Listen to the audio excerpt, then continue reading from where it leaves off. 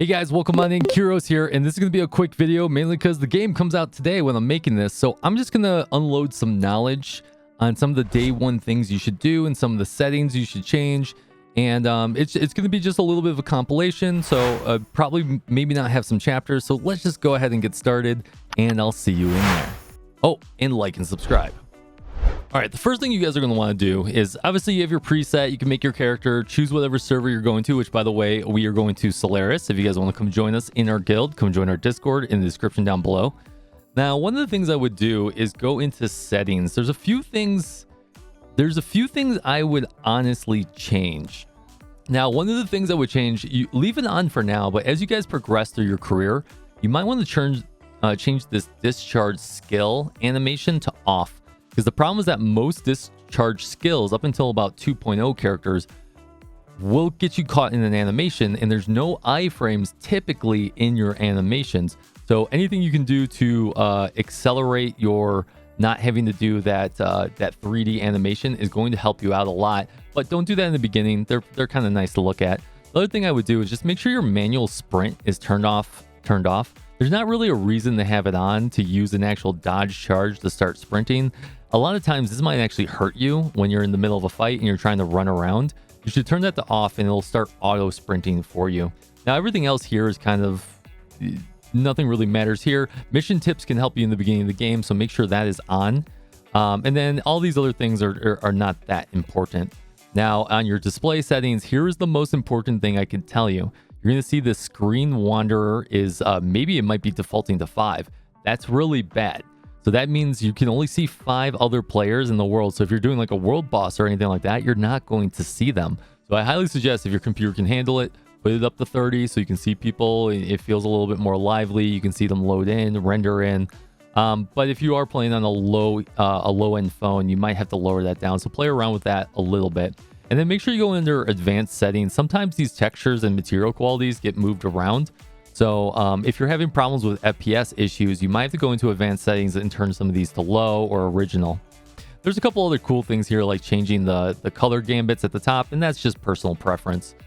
Going into camera distance, everything here is personal preference. The one thing I do highly suggest is that you yank this camera distance in combat all the way up to 1.5. It's going to make it so you can zoom out a lot while you're in the middle of combat, so you can see if enemies are coming up behind you when you're trying to like AoE them down. Every other setting is not that. It's really your own personal preference on all these other ones. One thing I would say, if you're always show teammates HP bar, if that's set to off, don't be that guy. Don't be that guy. Like if you're like, you should be able to see their HP bar because they may be starting to die. And or they may die. You need to go res them, right? So you should be prepared to res someone in the dungeons you're going to do with your teammates. So make sure that is set to on. Everything else is just personal preference. So let's jump into the game, and I'll show you some other day one tips. All right, we're back here. So I logged onto one of my alts, and this is actually one of my day one alts. And you can see I actually have a lot unlocked, even the second area. And yes, you can get to the second area if you've seen any of my other guides. You can fly across if you're, you know, a elite pro gamer, right? You know what I'm talking about. But the one thing I will say, I'm going to flash it up on screen here, is you are going to have these level limits on where you can progress through the story. So just enjoy the story, progress through it, have fun. And you can see here, day 1, you can only get the max level 18. Day 2, you can get the max level 24. And you can't even use stamina before you get to day 2, essentially. None of these things unlock, so I'll show you that here in a second. And you can see the rest of them: day 3, day 4, day 5, day 6, day 7. So it's really important your first 7 days that you're maxing out your levels, and you're just going to level naturally by using your energy, going through dungeons, and going through a bunch of different things. Now here on the screen, you can see that none of my energy is even unlocked. So missing out on that first day is really going to hurt you. But remember, those days are actually scaled by account age. So if you can't play a day, say you can't play day 2, you're technically, by the time you log in the next time, you're at day 3. So you can play a lot. So if you roll any alts or anything like that. Now, one thing you definitely want to do is your daily bounties. Your daily bounties are very important. They get you additional resources. They get you a free premium summon. That's right, a free premium summon every day. Then they get you these purple summons, and these purple summons are really for materials, but they do give you a shot at getting SSRs. So that's very important for trying to expand your roster for trying to summon. You can see I have 20 summons up here in some crystals. Now, moving on. So once you've gone through the story, and I'm sorry if I'm blazing really quickly here, it's mainly because I think you guys are going to figure a lot of this out. So the one thing you really want to do, and the story is going to take you through this dungeon. They're going to take you through, ideally, most of the dungeons. But if it doesn't take you through dungeon A03 and it doesn't take you through dungeon A02, you really need these relics. And these relics are going to make it so you can actually open up and do some of the mechanics in the second world. So make sure you focus on those, get those done, especially day one. And then when you get to day two, get the ones on the second island and keep progressing through that, because that's going to also help with your suppressor. And your suppressor needs to be leveled so you can get past the radiation so you can explore the world. So that's very important. I'll show that suppressor here in just a second once I finish loading. That's achievements. Suppressor. So the suppressor is really important for getting rid of radiation. It also increases your stats in the top right here. So it's really important for upgrading your gear score to an extent, and your stat score by doing these. And you also get matrices from them. So some of your first matrices will come from this, and it'll be very easy peasy to get them. As you guys scale up further and further, you see you're going to be able to get these Shiro matrices. And once again, you get most of these through either achievements. These, I forget what they're called, but you'll know what they are. You either get them through achievements or you get them through doing each dungeon type one time. You can see it's right here in this dungeon. And these dungeons have 3 different scales. So make sure you do come back and do them as you level up. And that's where a lot of your gear is going to come from as well. So don't worry about gear day 1 because you're not really going to be able to get it. Day 2, you're going to be able to start getting some gear. In some of the dungeons you can go back to. And actually, you can see here, level 25, you can start getting some gear from them. So you can get gear for free without doing joint operation. If you guys see my top 5 mistakes, definitely do not do joint operation before like level 50. Not going to help you out. It's going to be a waste of energy. So moving on to the next tip real quick is that you definitely want to talk to this robot. This robot is, you can see this map right here. And you might be wondering, how do I unlock the map? And the game should take you through it. It's sometimes a little confusing. They should take you through it. But every single one of these Omnium Beacon Towers is going to have one of these robots. And those robots are what's going to uncover the map. So that's really important to do.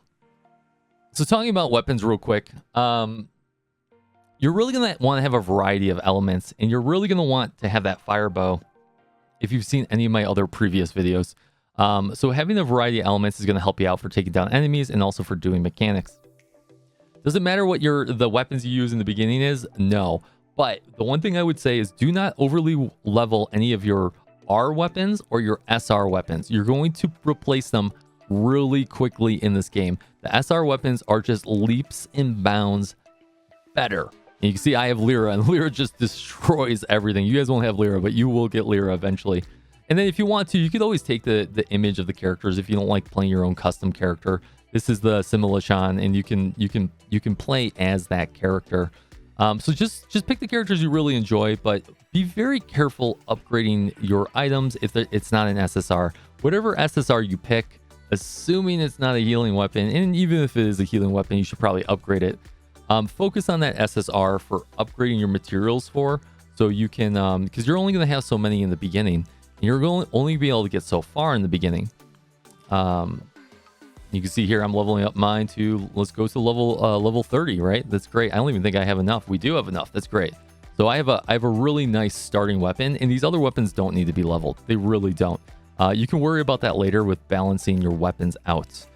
Now let's talk about some of the things you can do day 1. You've done the story, you've done everything like that, right? You can go around and you can start doing everything you need to from unlocking chests and doing different mechanics and stuff like that. So just go around the world. There's a nice website called towerfantasy.info and just start collecting stuff. Actually, let me pull it up real quick. All right, we have this website here. You can see there's a lot of gold nucleuses, and now the gold nucleuses are a lot better than the black nucleuses, but you can get those too. You can see there's so many of them, a ridiculous amount of them. So if you are just that person, you just want to min max every single day, you can get here, this whole area, If you've seen getting to essentially see this in some of the arcades, you can do that day one. You can get an SSR relic. You can also go get a mount. We'll talk about that in just a second. But you can go around, you can get mostly all of these gold summons. And while you're there, you might as well collect the black summons as well. So you can get about a total of about 50 to 51, which gets you most of the way to pity. So by the time you start getting to the 3rd and 4th zone, you will have a pity, which is really, really nice. I mean, you are getting those daily login pities and the bonus from pre-registration. So you're going to get the pity really, really quickly. So I highly suggest you do that. All right, next up, we have our mini games. Now, you don't want to miss out on your mini games. They're very, very important. They're going to allow you to get a lot of different gifts. Now, you can see this mini game is the soccer game. Pretty easy to do, in all honesty. Just, get the ball in the net, right? Just got to wait for them to go by and then kick it on in. Kind of cheater mode, in all honesty. But that's all you got to do. I think you only hit, or, don't kick it the wrong way like I just did. All right, very good. We got the 200. That's really cool. Soccer apparently is not my best game, but you can use those coins, and those are very important, right? These are the coins that you get. You could buy EXP materials and DP materials. I wouldn't really do that. I would buy those gifts. Those gifts are really important from leveling up your characters. So if you go into the character pane right here, something that a lot of people don't know about is that if you go into oh, there we go. Okay.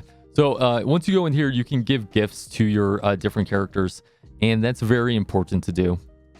When you give gifts, they get level ups, they get a relationship up and stuff like that. But every single time you get to 1200, you get an additional trait. Now, for example, for Lyra's trait, I know this is in Chinese, so let me show it to you in English. For Lyra's trait, if you were to go down to this simulacrum, while having the blessing active, increases HP of all members by 12.5%.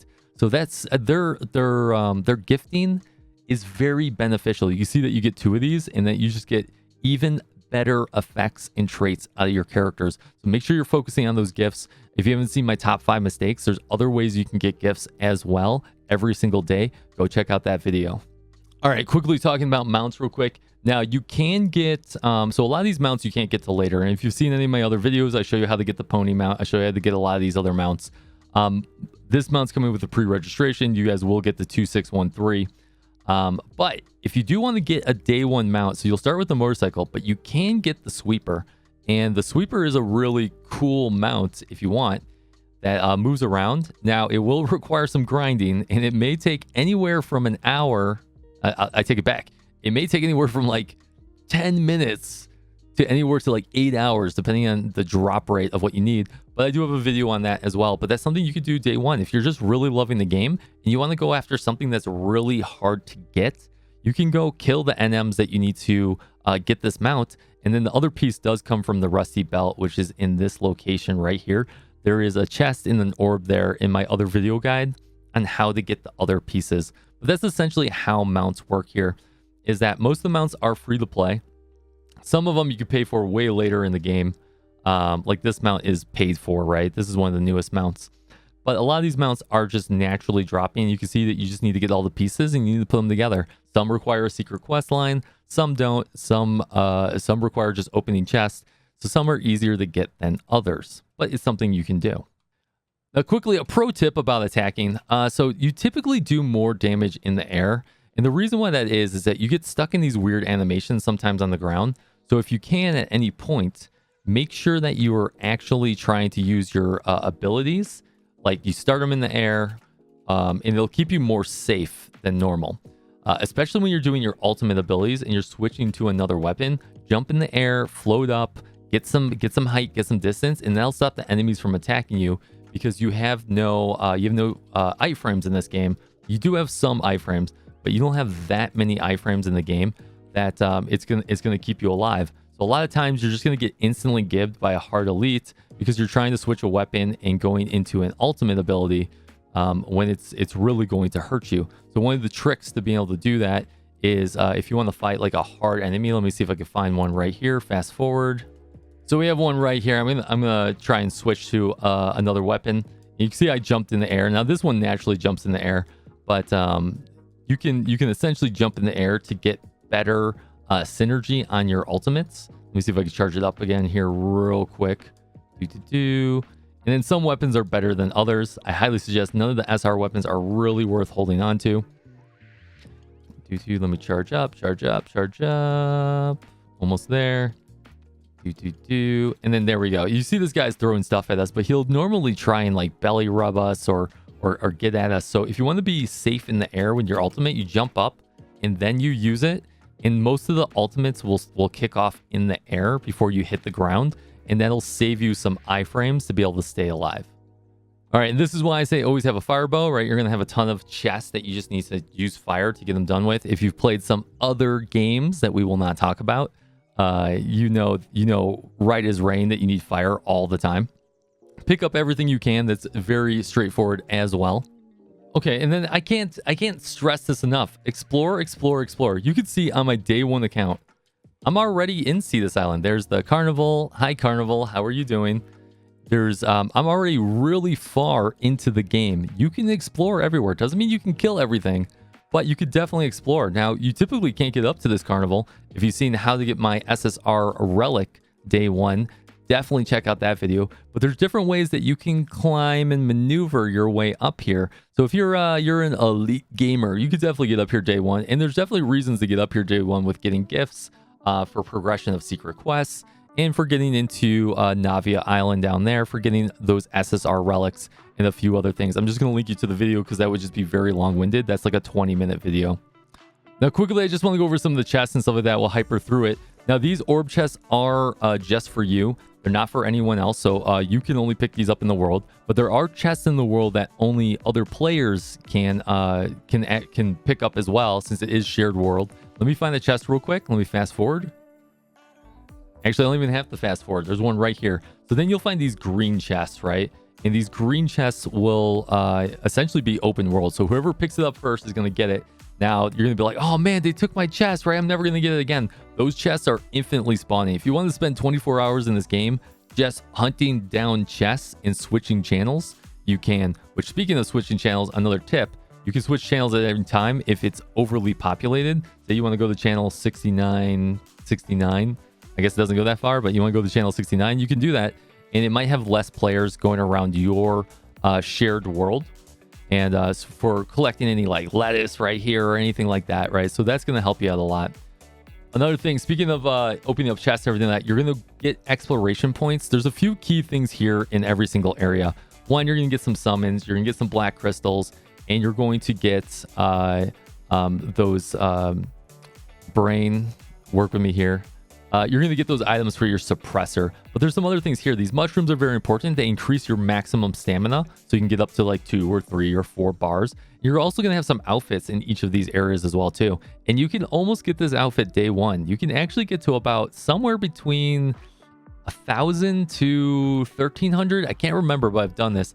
But you get this by opening chests like we just did. Not the green chests, but those orb chests. You get them from collecting summons, and you get them from collecting viewpoints. And those viewpoints you can actually find.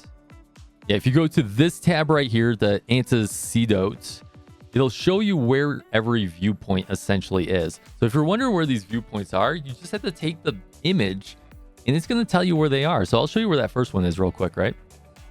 So